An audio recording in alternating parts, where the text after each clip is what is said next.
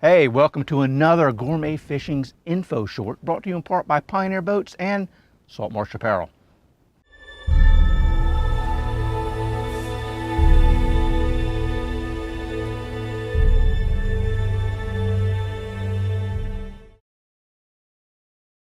You know, there are a couple of zones in offshore fishing with trolling. There's the toothy zone, and then there's, the untoothy zone. I'm talking about, when I say toothy, I'm talking about like king mackerel that have those razor sharp, serrated, mouth full of teeth that can cut monofilament. So when we're fishing later in the year, where you dolphin are coming in a little shallower, but at the same time you got a chance for catching kingfish, we move from monofilament to wire leader.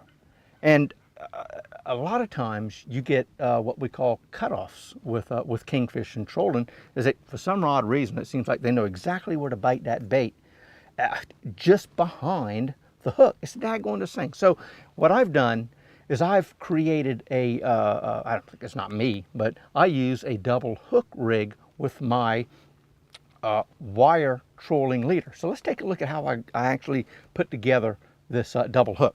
What I've got two hooks, obviously. I've got a ring eye, which is a 7/0, and a needle eye, which is a 6/0. And by using a larger ring eye compared to a needle eye, that allows me to take the needle eye and then insert it through the ring eye. And now I've got a double hook rig, but the barb will not allow itself to go through the ring portion. So there we are. What we've done now is we've almost doubled the strike zone, I guess, or the hook zone, I guess you could say, for that fish. Now, how do we create a wire rig with the hooks?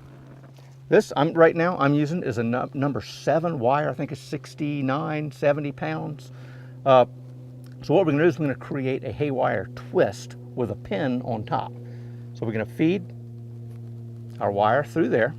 We're going to come down and create a loop. I like to try to keep this loop, 3/4 of an inch to an inch, like this. Now, at this point, we're going to pinch with our forefinger and thumb our two pieces of leader.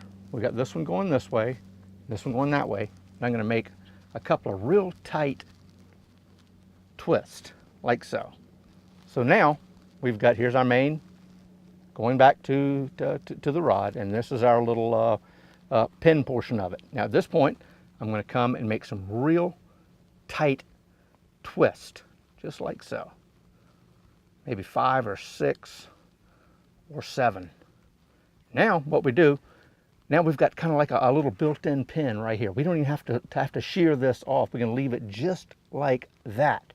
Our pin will be up, our bend or our hook points will be down, and that's it. That is a pretty simple rig, isn't it? So now what we will do, we're going to finish, let's just act like this is about 5 or 6 feet long. Now we're going to come to the other end and create a true haywire twist, which will create a loop. Again, pinch hard and really twist 2, 3, 4 times. Again, there we are.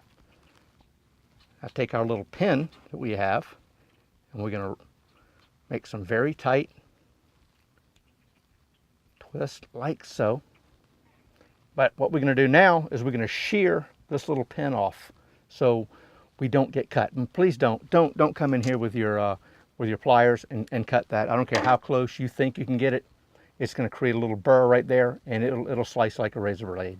So what we'll do is we're going to take the pin and just rotate it back and forth like so. And it'll take 5, 6, 8, 10 times maybe.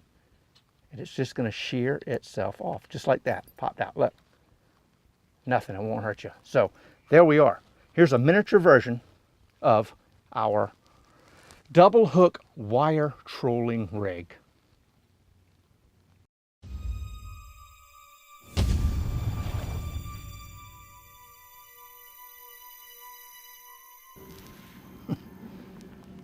Live TV.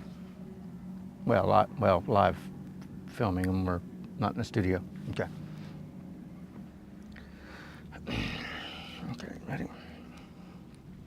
Hey, let's take a look at rigging. Let's take